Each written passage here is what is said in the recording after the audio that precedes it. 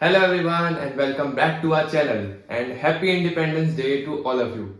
So today our topic is how to do group 2 subjects in CA intermediate. So group 2 subjects में बहुत सारे लोगों को problem होती है जिसमें आ जाता है एडवांस अकाउंट्स, ऑडिट, फिर EISSM, FM इको. सो इन सब्जेक्ट्स में बहुत ज़्यादा प्रॉब्लम होती है बच्चों को. सो आज हम इसी के बारे में डिस्कस करेंगे कि मैंने कैसे ग्रुप 2 में 2 सब्जेक्ट्स में एग्जामेशन लाया एंड कैसे बाकी 2 सब्जेक्ट्स को मैनेज किया एंड कैसे जो ग्रुप 2 के सब्जेक्ट्स हैं उन पे कैसे मैं अपना एक्सेल कर पाया. तो आज उसके बारे में डिस्कस करेंगे. So without further adieu let's start the video.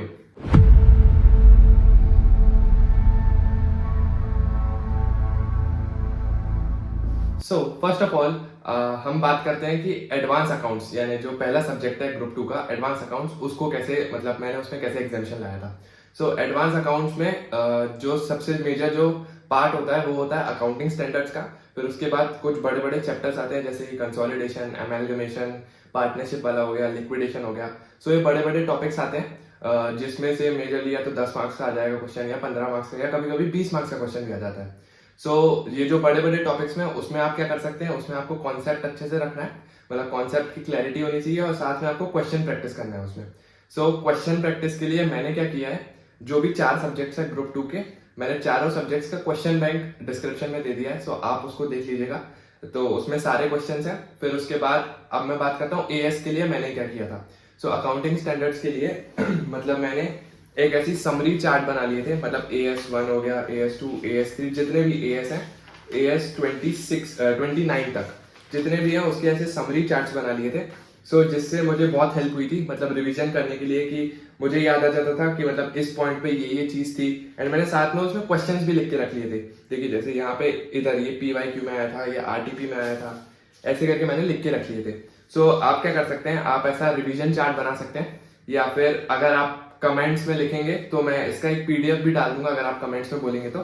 सो अगर तो ऐसे रिवीजन चार्ट बना लिया था मैंने और साथ साथ उसके क्वेश्चंस प्रैक्टिस करता था. अब दिक्कत होती है रिवीजन चार्ट, हम लोगों को कॉन्सेप्ट तो पता है, मतलब AS क्या बोलता है ये तो पता है, लेकिन हम प्रेजेंट कैसे करें, उसको लिखे कैसे. तो उसके लिए मैंने क्या किया था, जितने भी AS है और उनके क्वेश्चन है तो मैं क्वेश्चन रीड करता था. सो क्वेश्चन में मैं देखता था कि इस AS के अंदर ये प्रोविजन लिखा हुआ है एंड बहुत सारे क्वेश्चन के अंदर वो सेम प्रोविजन रिपीट हो रहा है. तो मैं क्या करता था, जैसे ये AS17 है सेगमेंट रिपोर्टिंग, सो मैंने उसका एक प्रोविजन ऐसे लिख के रख लिया था और मैं उसी को बार बार रीड करते जाता था. सो मेरे को याद हो गया था और मैंने साथ में ये भी लिख के रखा था कि कब कब ये वाला क्वेश्चन आया था और ये प्रोविजन यूज हुआ था. तो मैंने ऐसे इसके सिर्फ AS17 के साथ सिर्फ 2 प्रोविजन थे. तो वो 2 प्रोविजन को मैंने लिख लिया था एंड उसी को रिवाइज करता रहता था. तो ऐसे मेरा AS17 कंप्लीट हो जाता था. यानी मुझे सिर्फ इसका प्रोविजन वहां पे लिखना है एंड क्वेश्चन के हिसाब से उसको प्रेजेंट करना है. तो उसके बाद जैसे AS13 हो गया, AS1, AS10, ऐसे मैंने सब AS के ऐसे लिख के रख लिए थे ताकि मेरे को एग्जाम के टाइम पे रिवीजन करने में प्रॉब्लम ना हो. मतलब मैं उससे रिवाइज कर लेता था, क्वेश्चंस को देखता था एंड इसको रिवाइज कर लेता था. तो लिखने में भी प्रॉब्लम नहीं होती थी और याद रखने में भी प्रॉब्लम नहीं होती थी. तो एडवांस अकाउंट्स में आप ये टिप को जरूर यूज कर सकते हैं. सो आपका एडवांस अकाउंट्स में एग्जामिशन बहुत आसानी से. Now let's talk about audit subject, auditing की. ऑडिटिंग में मैंने कैसे एग्जामिशन लाया था. सो ऑडिटिंग में जो मेजर प्रॉब्लम होती है वो होती है उसकी लैंग्वेज से, मतलब उसके पॉइंट्स ही याद नहीं हो पाते हैं या फिर उसकी लैंग्वेज कभी कभी समझ में नहीं आती क्योंकि लैंग्वेज बहुत ज़्यादा टेक्निकल होती है. सो ऑडिट में मैंने क्या किया था पर्सनली, मैंने कुछ ऐसे चार्ट्स बनाए थे. जैसे आपको पता होगा चैप्टर 3, तो चैप्टर 3 में ऐसे 505 है, तो उसके मैंने ऐसे चार्ट्स बना लिए थे ताकि एक बर्ड आई व्यू मिल जाता था कि ऐसे 505 के अंदर कौन कौन से टॉपिक्स हैं, मतलब जैसे उसका मीनिंग हो गया, फिर क्या मेंटेन मतलब कंट्रोल कैसे मेंटेन कर सकता है, डेफिनेशंस के बारे में उसका था, उसके फैक्टर्स क्या क्या है. तो ऐसे सब एक ही पेज में मतलब उसका पूरा वो आ जाता था. फिर उसके बाद अगर इसमें से जैसे 505 है उसमें से कोई पॉइंट बहुत ज्यादा इंपॉर्टेंट है तो उसका मैं क्या करता था, उसके मैं क्वेश्चंस प्रैक्टिस करता था. लाइक यहाँ पे मैंने क्वेश्चंस प्रैक्टिस किए थे पूरे. यहाँ पे ये ऐसे क्वेश्चंस प्रैक्टिस करते जाता था. जो भी एक पॉइंट है, जैसे ऐसे 505 है उसका कोई एक पॉइंट है वो बहुत ज्यादा इंपॉर्टेंट है, सो उस पॉइंट का मैं ऐसे आंसर राइटिंग प्रैक्टिस करते जाता था. सो इससे मुझे आंसर भी याद हो जाता था एंड उस ऐसे 505 की सारी चीजें कवर भी हो जाती थी. सो ऐसे ऑडिट में किया था एंड ऑडिट में साथ ही साथ आपको रीडिंग करनी है, मतलब रीडिंग डेली करनी है आपको. 1 घंटा ऑडिट को देना ही देना है एंड अगर आप आंसर राइटिंग प्रैक्टिस करेंगे तो उससे और ज्यादा आपको हेल्प होगी. एंड मॉक टेस्ट आपको देने हैं, जैसे ही अभी आपके सिर्फ 2 मंथ्स बचे होंगे, सो अभी आप रिवीजन कीजिए एंड फिर बाद में मॉक टेस्ट की तैयारी स्टार्ट कर दीजिएगा।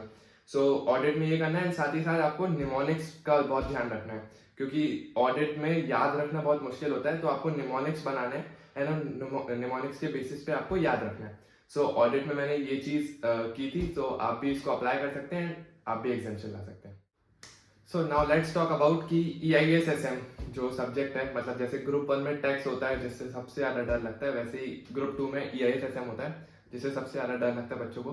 सो EISSM में जो मैंने स्ट्रेटेजी फॉलो की थी, मतलब मेरे साथ हुआ ये था EISSM पेपर में कि मतलब मैं पेपर दे के आया था एंड मैं बहुत ज्यादा अपसेट था, क्योंकि मैंने ग्रुप 2 में जो जिस सब्जेक्ट पे सबसे ज्यादा तैयारी की थी वो EISSM था। फिर उसके बाद भी मेरा वो पेपर अच्छा नहीं गया था, मतलब उसमें मेरे 48 से 50 मार्क्स आए थे। मतलब मुझे ऐसा लगा था एग्जाम में कि नहीं हो पाएगा, मतलब EISSM की वजह से ही क्लियर नहीं हो पाएगा, लेकिन उसमें मैं पास हो गया था। सो EISSM के लिए जो मैंने चीज फॉलो की थी, उसमें किया क्या था मैंने, EISSM की जो बुक होती है वो बहुत ज्यादा ब्लैक एंड व्हाइट, बिल्कुल मतलब बिल्कुल सिर्फ टेक्स्ट ही टेक्स्ट होता है, टेक्स्ट ही टेक्स्ट होता है, तो उसमें बहुत ज्यादा बोरिंग हो जाता है, मतलब आप EISSM को बहुत देर तक नहीं पढ़ सकते। SM तो फिर भी ठीक है, मतलब उसको कुछ एग्जाम्पल्स ले लेके उसको करके आप कर लेंगे, लेकिन जो EIS सब्जेक्ट है वो पूरा टेक्निकल है, मतलब बहुत ज्यादा बोरिंग सा। सो उसको आपको मतलब कुछ ना कुछ तिगड़म लगा के उसको पढ़ना ही पड़ेगा। सो उसके लिए जो किशन कुमार सर है, उसके लिए टेक्स्ट के लिए भी मैंने रेफर किया था उनकी बुक। सो EISSM की भी बुक थी, आप उनके नोट्स देखिए, ये देखिए, ये उनके नोट्स हैं।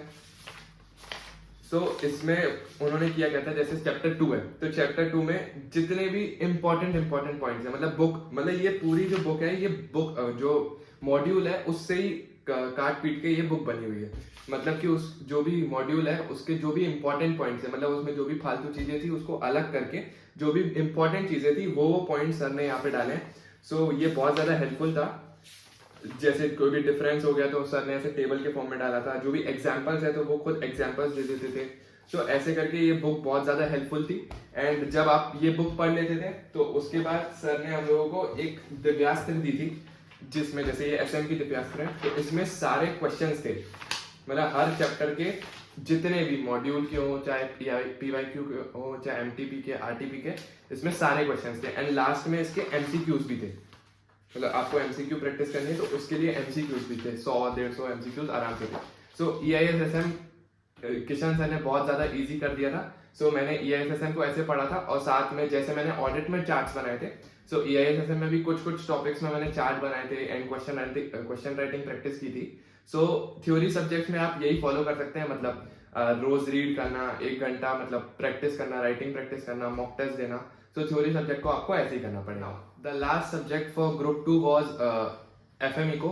सो FM इको में ये होता है कि मतलब आप उसको जितने भी अच्छे से कर लो, ICI एग्जाम में उसको उतना ही टफ कर देता है। सो मेरे साथ भी ऐसे ही हुआ, मतलब FM इको में मैंने खुद सोचा था कि मतलब उसमें एग्जाम्शन आएगा 70-80 अप्रॉक्स, मैं कर लूंगा, लेकिन ICI ने उसको बहुत टफ कर दिया था। मतलब इको का पेपर तो न्यूमेरिकल ही कर दिया था लगभग, क्योंकि वो इतना आता नहीं है, फिर भी उसको न्यूमेरिकल कर दिया था। और FM में जितने भी क्वेश्चन थे सब मिक्सचर वाले थे, मतलब और लेंथी भी थे, मतलब जो क्वेश्चन 5 मार्क्स, जो क्वेश्चन 10 मार्क्स का होना चाहिए वो 5 मार्क्स कर दिया था। एंड तो ऐसे था, एंड बहुत ज्यादा मिक्सचर वाले क्वेश्चन थे। सो FM इको में मैंने बहुत ज्यादा तैयारी की थी, लेकिन जैसा चाहता था वैसा गया नहीं। सो FM इको में मैंने क्या किया था, मतलब मैंने मॉड्यूल को टच भी नहीं किया था, जो ICI की मॉड्यूल है उसको टच भी नहीं किया था। जो मेरे टीचर थे MV सर, सो उनकी बुक थी, उनकी कंपाइलर थी, EFF के लिए कंपाइलर अलग थी एंड जो FM है उसके लिए कंपाइलर अलग थी। सो FM जैसे FM है तो उसमें सब्जेक्ट वाइज, जैसे जो थ्योरी सब्जेक्ट्स हैं, तो जितने भी उनके आज तक क्वेश्चन आए तो वो क्वेश्चन उसमें गिवन थे। एंड साथ ही में जैसे जो भी न्यूमेरिकल क्वेश्चन है तो उन्होंने उसका सॉल्यूशन भी साथ में दिया था, एंड वो कौन कौन से अटेम्प्ट में आए हुए हैं वो भी लिखा हुआ था। जैसे ये क्वेश्चन है तो ये स्टडी मटेरियल में भी है, MTP में भी आया है और PYQ में भी आया है। सो ऐसे ही ये पूरी बुक बनी हुई थी, तो इसमें सारे जितने भी क्वेश्चन थे मैंने सारे क्वेश्चन प्रैक्टिस किए थे, वो भी 2 बार। और फिर जो EFF का कंपाइलर था उसमें पूरे थ्योरी प्लस प्रैक्टिकल सारे क्वेश्चन गिवन थे न्यूमेरिकल्स के साथ। सो इसको भी मैंने बहुत ज्यादा अच्छे से प्रैक्टिस किया था। सो लेकिन अब पेपर वैसा था। फिर उसके बाद ये सब तो ठीक है, लेकिन अब मतलब ये तो हो गया क्वेश्चंस प्रैक्टिस करने के लिए, लेकिन हम मतलब सर ने हम लोगों को खुद क्लास में बैठ के वो जो नोट्स होते हैं वो बनवाए थे, एंड वो नोट्स काफी अच्छे थे, वो बहुत ज्यादा हेल्पफुल थे। सो वो नोट्स, अगर आपको किसी भी सब्जेक्ट के नोट्स चाहिए हो तो आप पर्सनली मुझे या तो इंस्टाग्राम पे या तो व्हाट्सएप पे या लिंक्डइन पे कहीं पे भी मैसेज कर सकते हैं। सो वो नोट्स मैं आपको प्रोवाइड कर दूंगा। एंड साथ ही साथ जो भी क्वेश्चन बैंक है, ये वाली बुक्स को छोड़ के, मतलब जो मैंने क्वेश्चन बैंक रेफर की थी सब्जेक्ट्स के लिए, वो क्वेश्चन बैंक की लिंक मैं डिस्क्रिप्शन में डाल दूंगा। सो वो आप देख सकते हैं। एंड आपको जो भी डाउट हो आप कमेंट बॉक्स में बता सकते हैं, तो वो मैं क्लियर कर दूंगा या फिर उसके ऊपर वीडियो ले आऊंगा। And thank you for watching, do subscribe, like and share.